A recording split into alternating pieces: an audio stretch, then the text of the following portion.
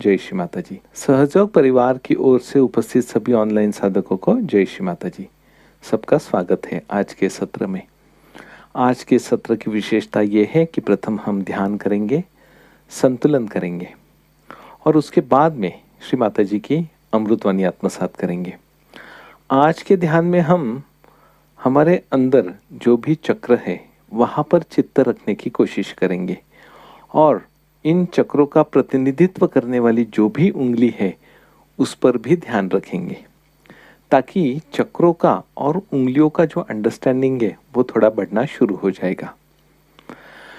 उसके बाद में श्री माता जी की अमृतवाणी और उसके बाद में फिर आज का जो विषय है मंत्र और प्रार्थना। तो ईड़ा नाड़ी की यानी लेफ्ट नाड़ी पर जो नाड़ी है उस पर क्या प्रार्थना होती है, क्या मंत्र होता है, और ईड़ा नाड़ी पर उपस्थित जो भी चक्र है उनके मंत्र और उस पर की जाने वाली स्पेसिफिक प्रार्थना, ये आज का विषय है। चलिए शुरू करते हैं। आँख बंद कीजिए, शांतिपूर्वक कुंडलिनी उठाकर बंधन लीजिए। ये करते वक्त शक्ति भी आपके हथेली के साथ साथ ऊपर आ रही है क्या, वो भी देखिए।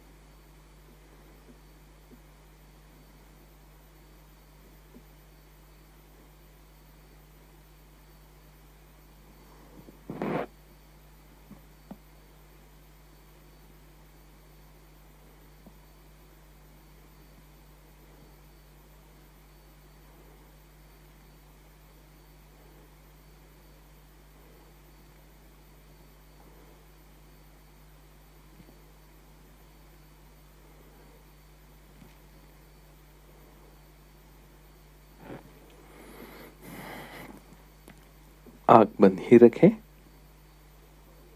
दोनों हथेली और तालू पर ध्यान दें। सर को थोड़ा आगे झुकाइए विनम्रता पूर्वक, और विनम्रता का और समर्पण का भाव हमारे अंदर जागृत होना जरूरी है परमात्मा के प्रति।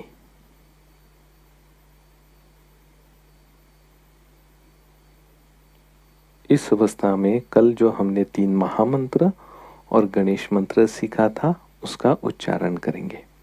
3 महामंत्र, तत्पश्चात श्री गणेश मंत्र।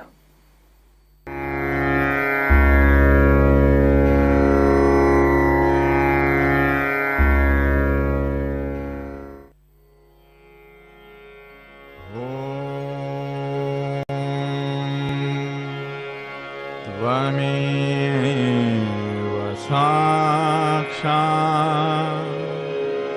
श्री महालक्ष्मी महासरस्वती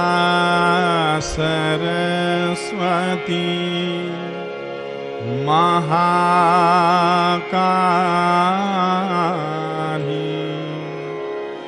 त्रिगुणात्मिका कुंडलिनी साक्षात् श्री आदिशक्ति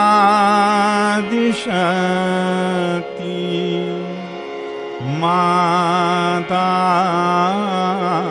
जी श्री निर्मला देव्यै नमो नमः।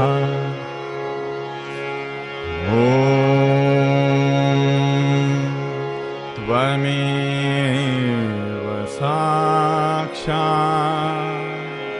श्री कल्की साक्षात् श्री आदिशक्ति माता जी श्री निर्मला देव्यै नमो नमः।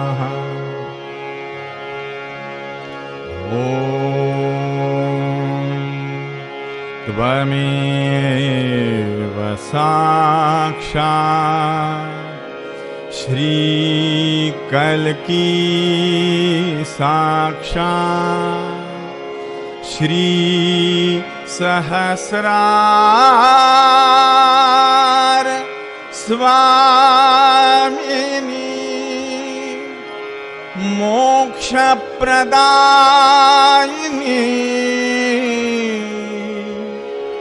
माताजी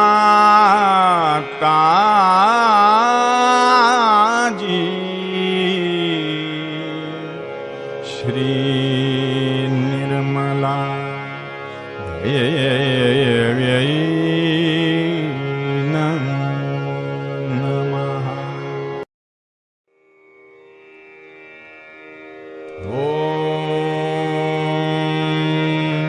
त्वमेव साक्षात् श्री गणेश साक्षात् श्री आदिशक्ति माताजी श्री निर्मला देव्यै नमो नमः।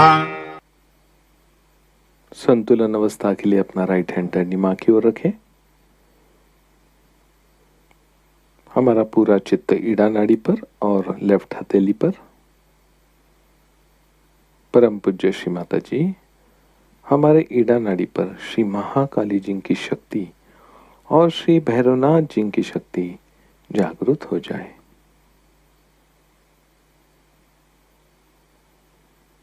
लेफ्ट मूलाधार पर ध्यान दीजिए और इसके साथ साथ लेफ्ट हथेली के रिस्ट जॉइंट पर भी ध्यान रखें, जहां पर मूलाधार है।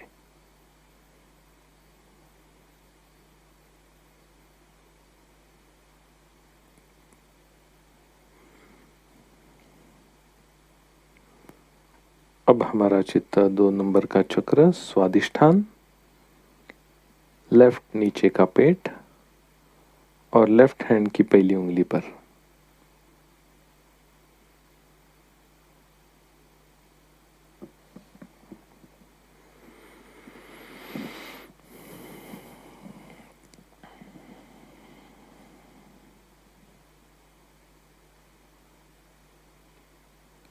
अब हमारा चित्त लेफ्ट नाभि पर और लेफ्ट हथेली के बीच वाली उंगली पर।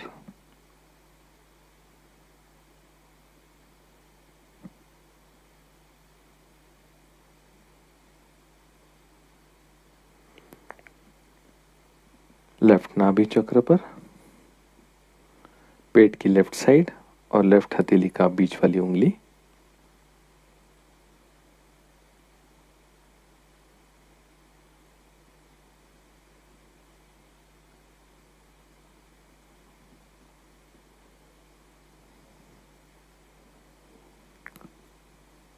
लेफ्ट भवसागर और लेफ्ट हथेली के बीच में सहस्रार है, उसके बाजू में भवसागर लेफ्ट साइड का।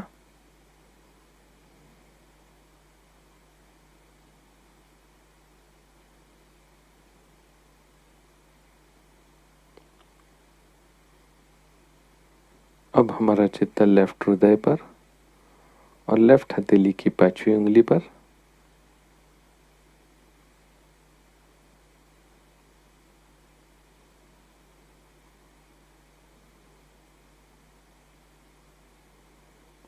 लेफ्ट हार्ट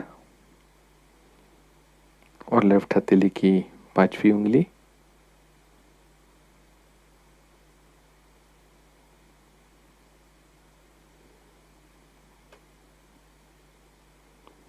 लेफ्ट विशुद्धि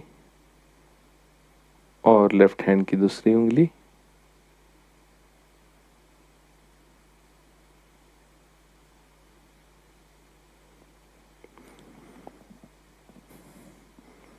आज्ञा चक्र, पीछे वाला और राइट कान के ऊपर वाला और लेफ्ट हथेली की 4थी उंगली।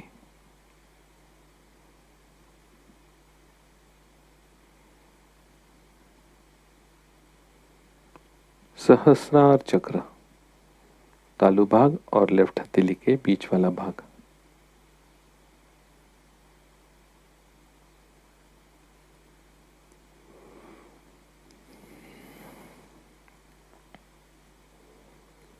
राइट हैंड अब हम गोद में लेते हैं, लेफ्ट हैंड आकाश की ओर।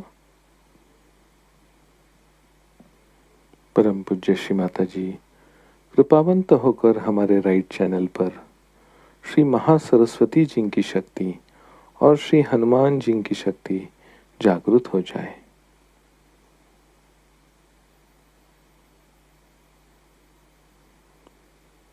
राइट मूलाधार चक्र और राइट हथेली के रिस्ट जॉइंट का हिस्से पर ध्यान दें।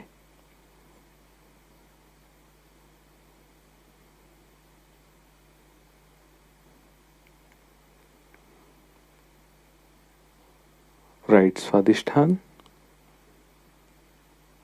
यानी राइट साइड का छोटा पेट और राइट हथेली का पहली उंगली।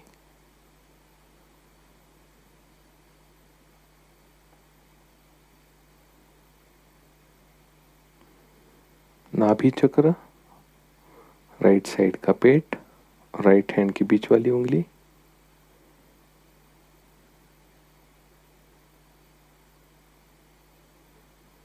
राइट भवसागर चक्र और राइट हैंड के बीचों बीच जो सहस्रार है उसके आजू बाजू।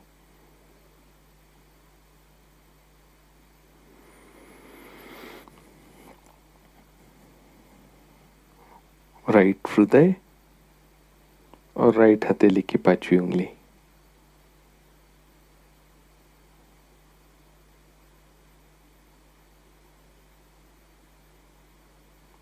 राइट विशुद्धि और राइट हैंड की दूसरी उंगली।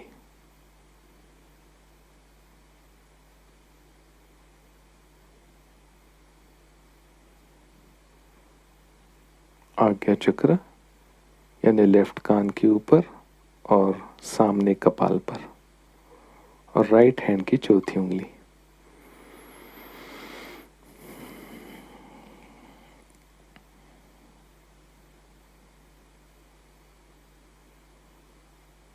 सहस्रार चक्र,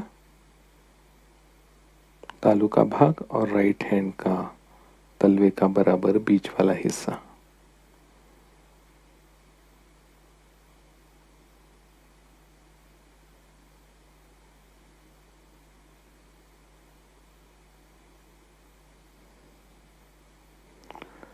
धीरे से लेफ्ट हैंड गोद में रखें।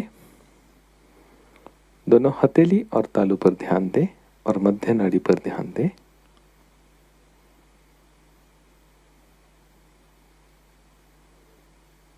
मध्य मूलाधार चक्र,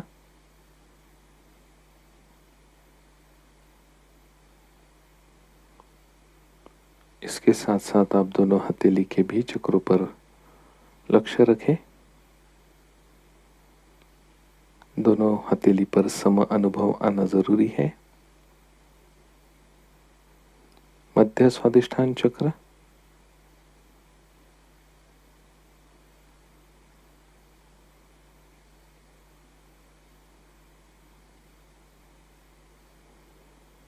स्वादिष्ठान चक्र मध्य,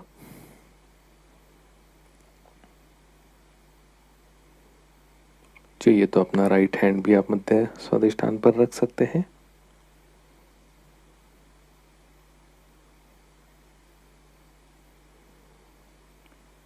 मध्य नाभि,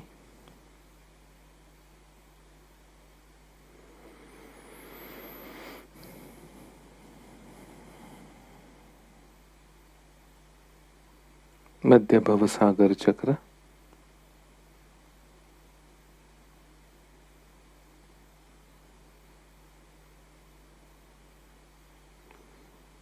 मध्य भवसागर,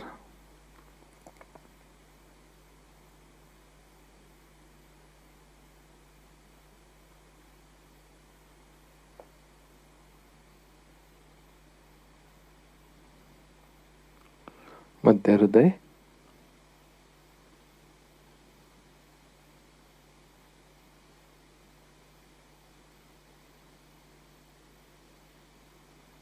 मध्य विशुद्धि,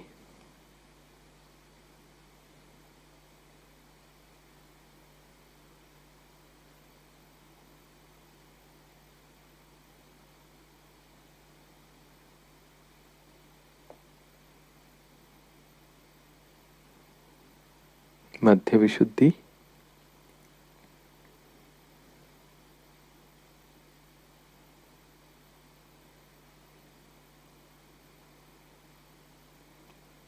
आज्ञा चक्र,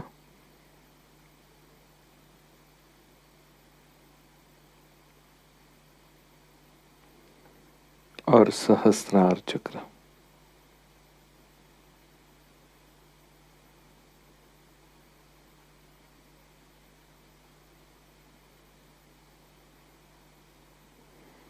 सहस्रार चक्र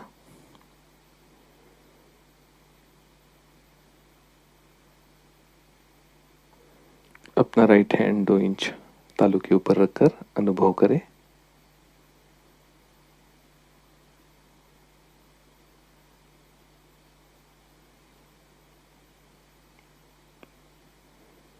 अब लेफ्ट हैंड से भी करें।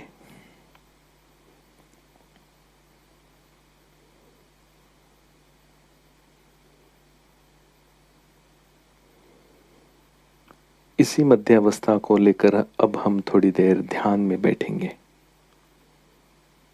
और तत्पश्चात परम पूज्य श्री माता जी की अमृतवाणी आत्मसात करेंगे।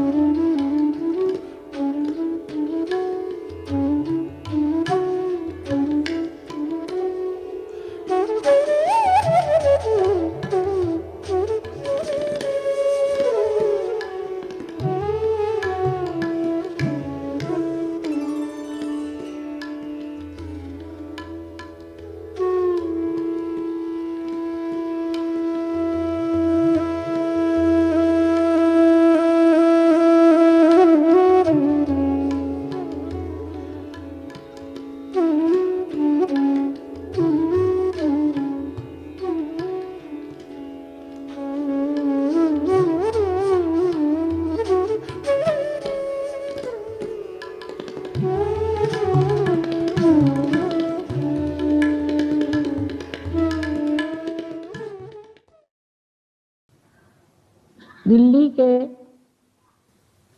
सर्व सत्य शोधकों को और साधकों को हमारा प्रणिपात।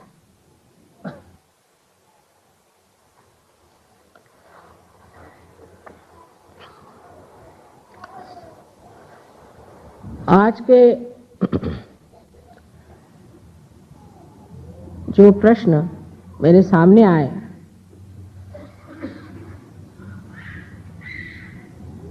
वो काफी समझदारी से लिखे गए हैं और कुछ में वही कुतूहल है जो एक बौद्धिक वर्ग में होता है। जैसे कि कहा गया है कि पहले भी इतने अवतरण हो गए तो उन्होंने ये काम क्यों नहीं किया, अब मैं क्या जानूं, आप उनको फोन करके पूछ लीजिए। ये भी कोई बात हुई? अरे भाई, अगर कोई काम कर रहा है तो सोचना चाहिए कि ये तो बड़ा भारी काम हो रहा है और ये अच्छी बात है, अभी तक नहीं हुई तो नहीं हुई। वास्तविक बात यह है कि पेड़ जब बढ़ता है तो उसकी एक एक अवस्था होती है। जिस अवस्था में आज का समय आया हुआ है, कल ही मैंने कहा था कि ये बहार का समय है और इस समय अनेक लोग अपने सुकृतों को फलद्रूप होते हुए देखेंगे। आपने जो पुण्य पहले जन्म में किए हैं उसके आज आशीर्वाद स्वरूप आपको आत्म साक्षात्कार होगा। ये तो अनादिकाल से लिखा गया है। आप लोग तो सब बहुत विद्वान हैं, लेकिन नल दमयंती आख्यान अगर आप पढ़िए तो नल दमयंती कितने हजारों वर्ष पूर्व हो चुके, जब नल ने एक दिन कली को पकड़ा और उसकी टांग पकड़ के कहने लगा कि तू अब बता कि तू सबका सर्वनाश करने वाला और सबको भ्रम में डालने वाला अति दुष्ट है, और तेरा जीवित रहना ठीक नहीं, क्योंकि तूने मेरी पत्नी से मेरा बिछोह किया था और इसी तरह तू सब में भ्रम डाल करके एक दूसरे में झगड़ा लगाते रहेगा, और कलयुग में जो जो हाहाकार होने वाला है उसको अगर किसी तरह से मिटाना है तो तेरा ही नाश कर देना ठीक है, ये मैं बड़ा पुण्य कर्म करता हूं। तो कली ने कहा हाँ भाई ये तो बात सही है, लेकिन मेरा भी कुछ महत्व है, इसको सुन लो। मेरा महात्म्य ये है कि जब मेरा साम्राज्य संसार में चलेगा, जब घोर कलयुग आएगा, उस वक्त ये जो दरी कंदरों में साधु लोग परमात्मा के खोज में घूम रहे हैं, ये एक सर्वसाधारण घर गृहस्थी में बैठे हुए सर्वसाधारण सामान्य लोग होंगे, लेकिन इसमें का जो असामान्य है वो आत्म साक्षात्कार इन्हें प्राप्त होगा। ऐसा सुनते ही नल ने उसे छोड़ दिया और उसकी क्षमा मांगी कि ये महात्म्य मैं तुम्हारा नहीं जानता था। ऐसे तो कुछ अवतरण जरूर कलयुग में भी हुए, लेकिन इतना घोर कलयुग कभी भी संसार में नहीं था, और इतना बड़ा कार्य भी आज तक संसार में हो नहीं पाया। एक प्रश्न और आता है कि आप मां क्यों यह सब कार्य कर रही हैं, बाप को भी कुछ काम करना चाहिए। तो यही कहूंगी कि सहृदयता में कहते हो कि माँ तुम कितनी परेशान रहती हो, रोज रोज तुम्हारे प्रोग्राम सुबह शाम चलते हैं। वो हो सकता है कि नाराजगी से भी कहते हैं, क्योंकि स्त्री कोई काम करे इस तरह का, ये तो बहुत ही लोगों को बुरा लगता है। लेकिन भाई आपको पुनर्जन्म देने की बात है ना, तो किसी बाप ने तो आज तक जन्म दिया नहीं बच्चे को।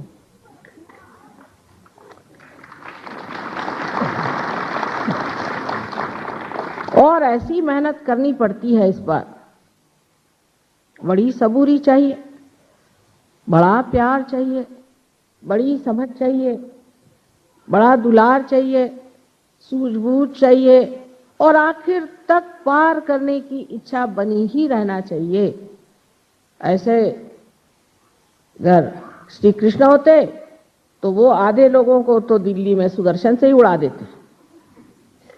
ऐसे अगर राम होते तो वो घबरा के वनवास चले जाते, और अगर जीसस क्राइस्ट आते तो अपने को सूली पर चढ़ा लेते, और बुद्ध आते, महावीर आते तो बैराग लेकर के वो अपने कार्य में निकल जाते।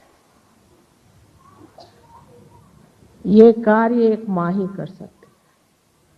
मैं मानती हूं अपने देश में नारी का इतना मान नहीं जितना होना चाहिए, विशेषतः उत्तर हिंदुस्तान में मान नहीं है। यत्र नार्या पूज्यन्ते तत्र रमन्ते देवता।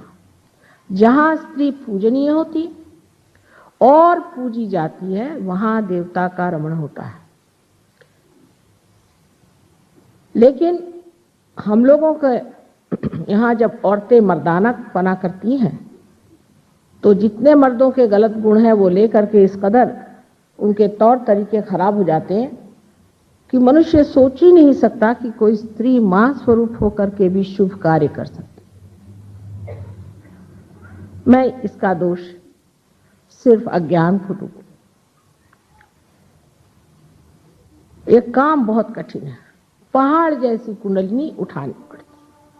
बहुत से लोगों के अंदर जो कुंडलिनी आहत एक सांप की तरह छटपटाती कि मां मुझे किसी तरह से तुम ये शुभ कार्य करने दो, क्योंकि आप सबकी जो एक व्यक्तिगत मां है, आपकी अपनी जो एक मां है वो है कुंडलिनी, और छटपटाती है कि देखो मेरे बेटे ने मेरी ये हालत कर दी, मैं इसको कैसे जन्म दूं। उसको संभाल के, पुचकार के, संवार के जागरूक करना है, और वो भी सामूहिक तरह से ये कार्य आज होना चाहिए क्योंकि पहले जरूर थोड़े लोग आत्म साक्षात्कारी होते थे, लेकिन उनको तो सबने छलाई, उनको किसी ने मारा नहीं और सताया। और किसी किसी गुरुओं के बारे में पूछा है कि उनको कैंसर की बीमारी हुई तो वो क्यों नहीं ठीक हुए। उनकी कोई माँ उस वक्त नहीं थी, सारे दुश्मन ही उनके रहे, और हो सकता है उनमें से कोई आत्म साक्षात्कारी भी न रहा हो। इसलिए ये बेकार की बातें करने से क्या फायदा है। हमसे आपसे कोई झगड़ा तो नहीं है। माँ की भाषा में ये कहना है कि खाना बना दिया है बेटा, भूख होगी तो खाना खा लो। ये सहज सरल बात एक माँ की है। इतना गहन विषय है ये, इतना सूक्ष्म विषय है ये, कि पहले आदमी को स्थिरता लाना ही बड़ा कठिन जाता है। मैं देखती हूँ जरा सा इधर से बच्चा उधर गया, सबकी नजर उधर चली जाए। एकाग्र होना भी इतना कठिन है और उसके बाद फिर समग्र होना। इसलिए आपसे मैं विनती करती हूँ कि कृपया अपनी जो भी मुझे बात कहनी है उसे आप एकाग्रता से पहले सुनें। जैसे कि साइंस में पहले एक धारणा यानी हाइपोथेसिस दिया जाता है कि ये हाइपोथेसिस है, और फिर उसको सिद्ध करने के बाद लोग मान लेते हैं कि यही कायदा है। इसी प्रकार आपको भी सहयोग के और कुंडलिनी दर्शन के ओर नजर करनी चाहिए। हर बात में कुछ न कुछ विरोध की बातें करने से हम कहीं नहीं पहुंच पाते, पर विरोधात्मक बुद्धि होने की वजह से हर जगह का विरोध हम खोजते रहते हैं। जैसे कि आप में और फलाने गुरु में क्या अंतर है? बहुत अंतर है। जिन गुरुओं के यहाँ सेवा की बड़ी बड़ी पेटियां लगी रहती हैं, वो तो आपके नौकर हुए। जो आपसे रुपया पैसा लेते हैं, उनमें हम में बहुत बड़ा अंतर है।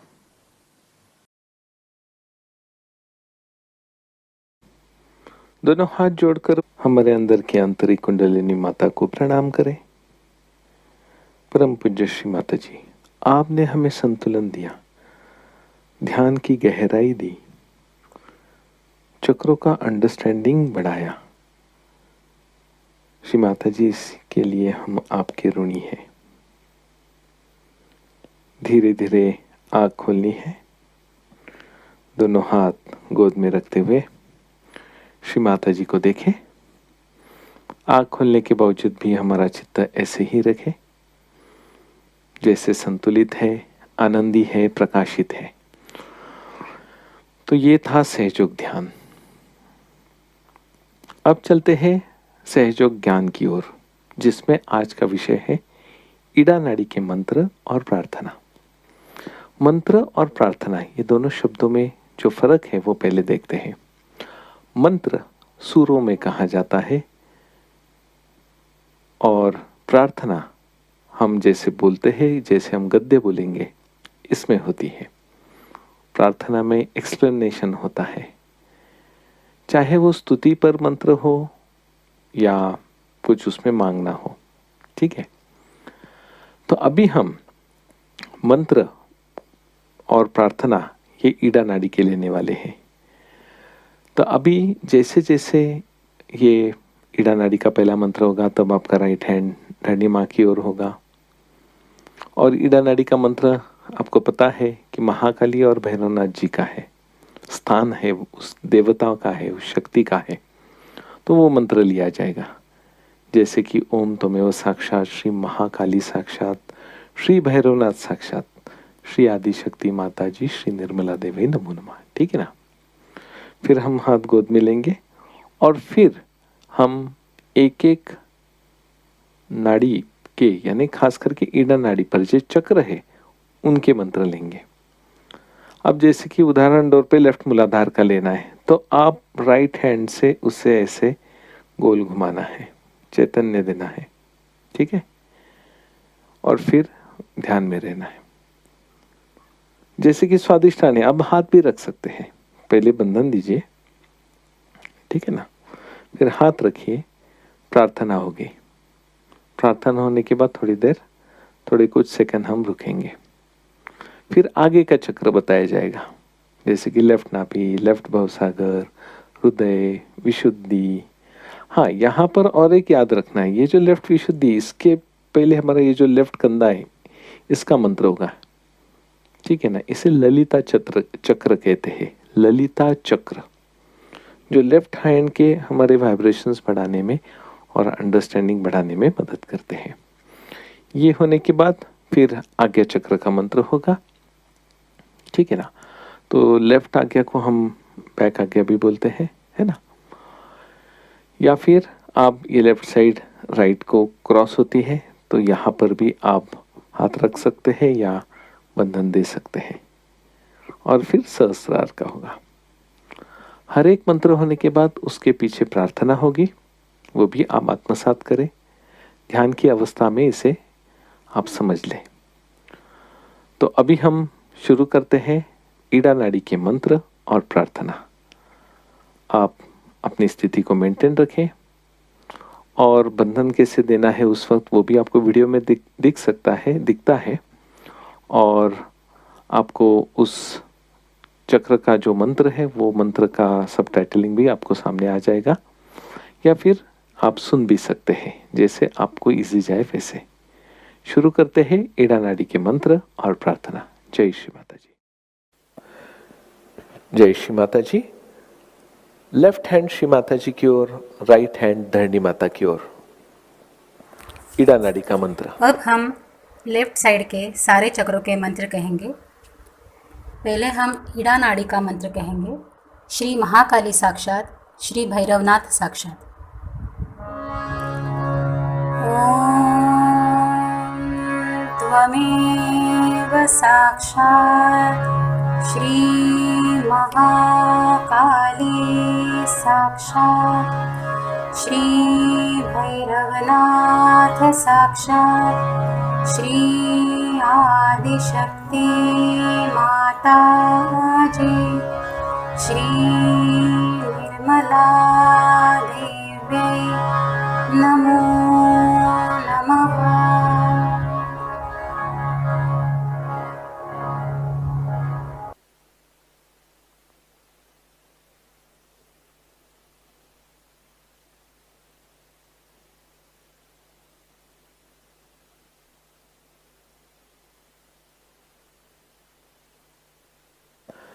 जय श्री माता जी। परम पूज्य श्री माता जी, कृपा करके हमारी ईड़ा नाड़ी पर श्री महाकाली जी की शक्ति और श्री भैरवनाथ जी की शक्ति जागृत हो जाए। परम पूज्य श्री माता जी, हमें शुद्ध इच्छा शक्ति प्रदान करें।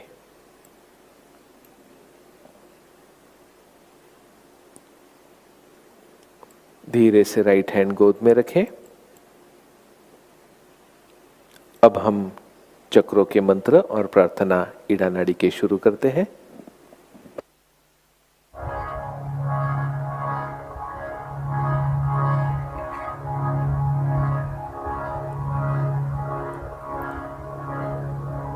लेफ्ट मूलाधार श्री निर्मल गणेश साक्षात। ओम त्वमेव साक्षात् श्री निर्मल गणेश साक्षात्, श्री आदिशक्ति माता जी, श्री निर्मला देव्यै नमो नमः।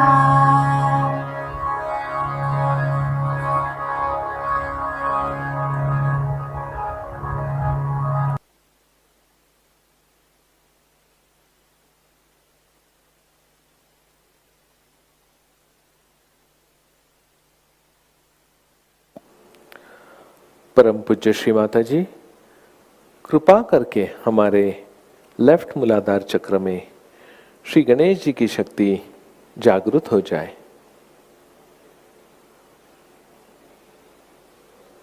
परम पूज्य श्री माता जी, श्री गणेश जी के सारे गुण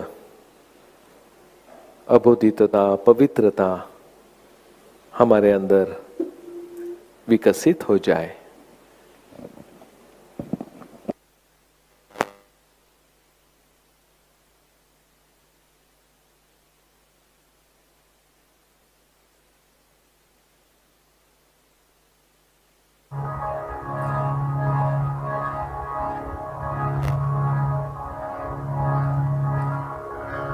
लेफ्ट स्वादिष्ठान श्री निर्मल विद्या साक्षात। ओम त्वमेव साक्षात श्री निर्मल विद्या साक्षात श्री आदिशक्ति माताजी श्री निर्मला देव्यै नमो नमः।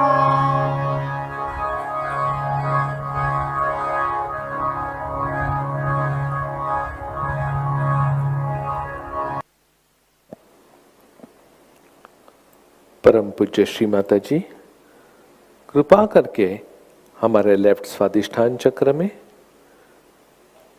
श्री निर्मल विद्या की शक्ति जागृत हो जाए।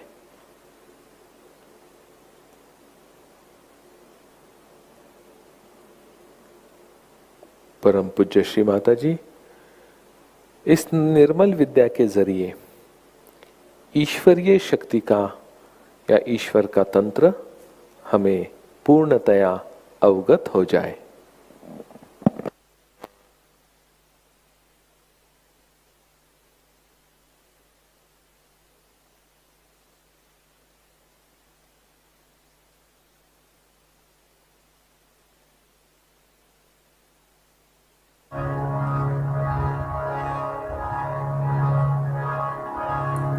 लेफ्ट नाभि श्री गृहलक्ष्मी साक्षात।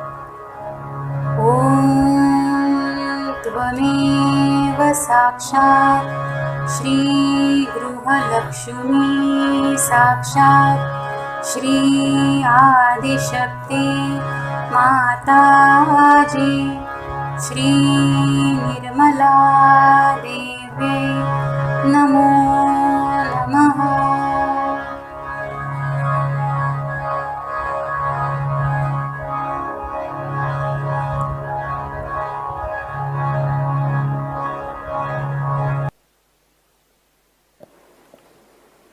परम पूज्य श्री माता जी, कृपा करके हमारे लेफ्ट नाभि चक्र में श्री गृहलक्ष्मी जी की शक्ति पूर्णतया जागृत हो जाए।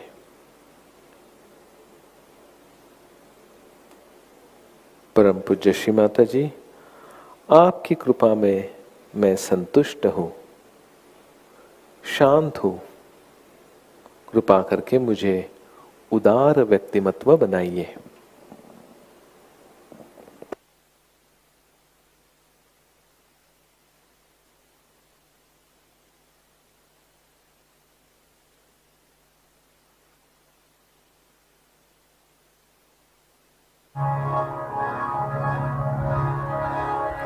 लेफ्ट भवसागर श्री आदिगुरु दत्तात्रेय।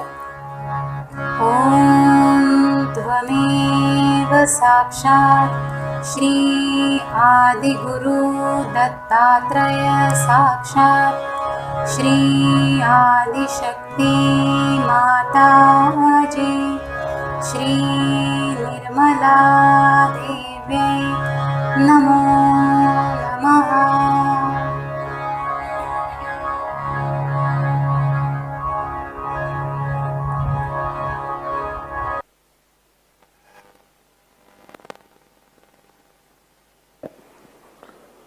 परम पूज्य श्री माता जी, आपकी परम कृपा में हमारे लेफ्ट भवसागर चक्र में श्री आदि गुरु दत्तात्रेय जी की शक्ति जागृत हो जाए। परम पूज्य श्री माता जी, आपकी परम कृपा में मैं स्वयं का गुरु हूं।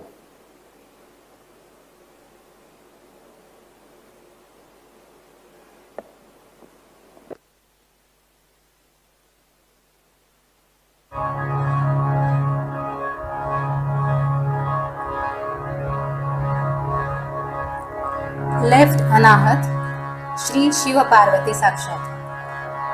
ओम त्वमेव साक्षात् श्री शिव पार्वती साक्षात् श्री आदिशक्ति माता जी श्री निर्मला देव्यै नमो नमः।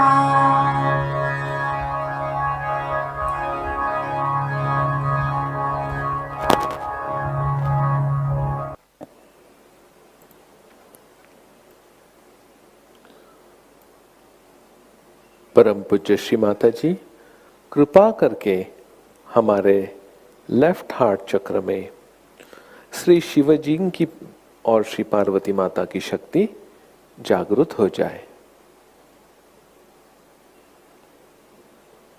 परम पूज्य श्री माता जी, आपकी परम कृपा में मैं शुद्ध आत्मा हूं।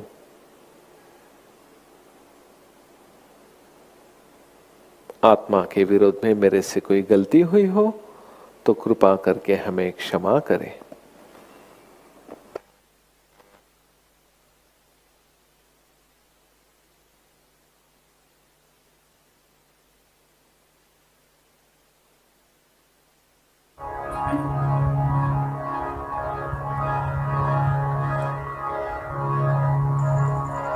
ललिता चक्र श्री ललिता चक्र स्वामिनी साक्षात्।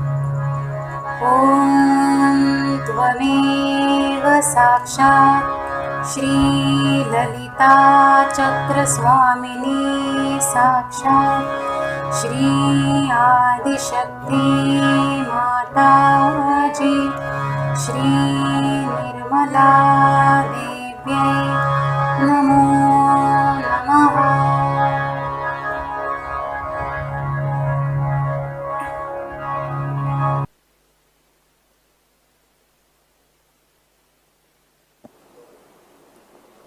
परम पूज्य श्री माता जी, कृपावंत होकर हमारे लेफ्ट कंधे के ऊपर श्री ललिता चक्र की शक्ति जागृत हो जाए, जिसके द्वारा हमारे लेफ्ट हथेली के ऊपर का चैतन्य हम समझ सके, महसूस कर सके।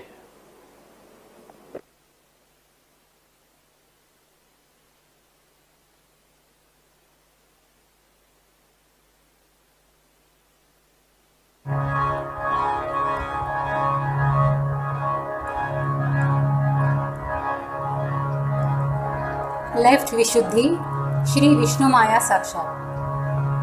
ओम त्वमेव साक्षात् श्री विष्णु माया साक्षात् श्री आदिशक्ति माता जी श्री निर्मला देव्यै नमो नमः।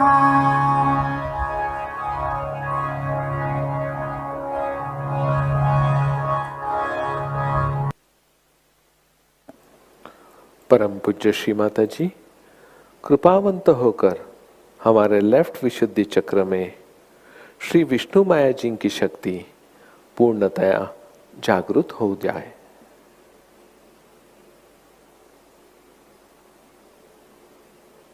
परम पूज्य श्री माता जी, आपकी परम कृपा में मैं शुद्ध आत्मा हूं। आत्मा कभी भी दोषी नहीं होता, इसीलिए श्री माता जी, मैं दोषी नहीं, मैं निर्दोष हूं।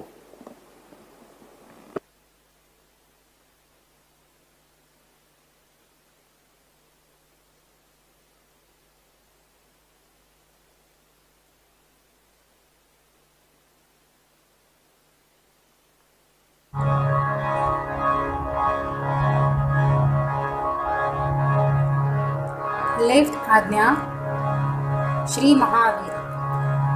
ओम त्वमेव साक्षात् श्री महावीर साक्षात् श्री आदिशक्ति माता जी श्री निर्मला देव्यै नमो नमः।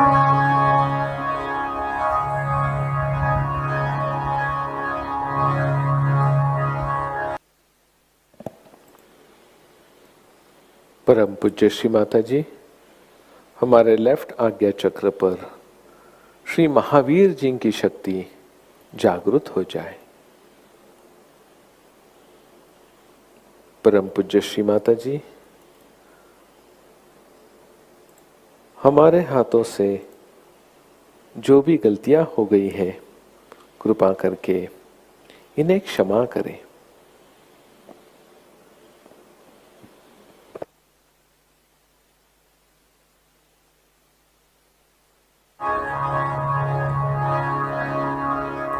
सहस्त्रार तीसरा महामंत्र। ओम त्वमेव साक्षात् श्री कलके साक्षात् श्री सहस्रार स्वामिनी मोक्षप्रदायिनी माता आजे श्री निर्मला देव्यै नमो नमः।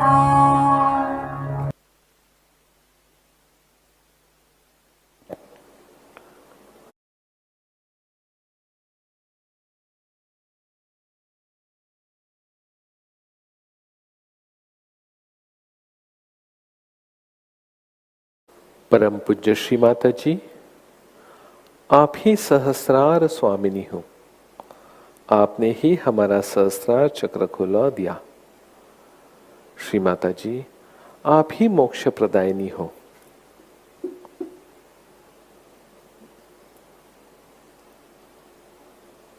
परम पूज्य श्री माता जी, हमारा आत्म साक्षात्कार दृढ़ हो जाए। अब इस अवस्था में हम आंख बंद करके दोनों हथेली श्री माता जी की ओर करते हुए थोड़ी देर ध्यान करेंगे।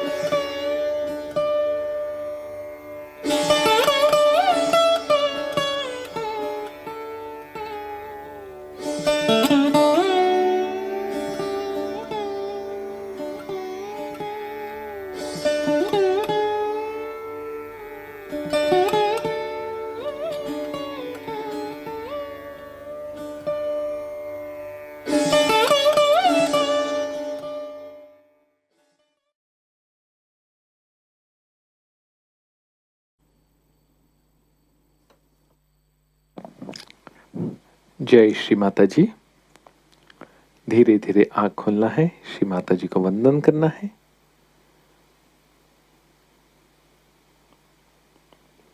दोनों हाथ गोद में रखते हुए अब देखिए कैसे लग रहा है। दोनों हथेली और तालू में क्या अनुभूति आ रही है। पहले से कुछ फर्क पड़ा? इड़ा नाड़ी आप सभी को पता है, बहुत बार जो इमोशनल हम हो जाते हैं, पुरानी यादें हमें याद आकर दुख हो जाता है, या डर आ जाता है, विश्वास कम हो जाता है ना, या खुद को हम कोसते हैं, खुद को दोषी मानते हैं, डिप्रेशन में जाते हैं, नेगेटिव थॉट्स परेशान करते हैं, खुद को कोसते हैं। ये सारी चीज़ों को ठीक करना है तो ईड़ा नाड़ी आपको ठीक करनी है, और उस पर भी ईड़ा नाड़ी और उसके ऊपर के जो जो चक्र है उन पर आप इस तरीके से काम करना जरूरी है। मंत्र जब आप बोलते हैं तब आपके बोलने से वहाँ पर जो शक्ति है, जो देवता है, और वो देवता यानी शक्ति कार्य के हिसाब से वो जागृत हो जाती है, वो चक्र संतुलन में आ जाता है। और इसके साथ साथ सिर्फ आध्यात्मिक लेवल पर नहीं, वो चक्र के जो नर्व्स है, जो जिस ऑर्गन को जाते हैं, शारीरिक लेवल पर वहाँ भी हमें संतुलन आता है और आध्यात्मिक स्तर पर वो चक्र का जो गुणधर्म है वो हमारे अंदर एस्टेब्लिश होना शुरू हो जाता है। जैसे कि बीच में हमने शुरू में अलग अलग चक्रों के गुण देखे थे, जैसे कि फॉर एग्जाम्पल लेफ्ट हृदय, शुद्ध भाव, शुद्ध प्रेम, है ना। जैसे लेफ्ट विशुद्धि पर मैं दोषी नहीं, बहुत बार हम खुद को ही कोसते रहते हैं, मैं ऐसा क्यों हूं, मुझे ऐसा ही क्यों है ना।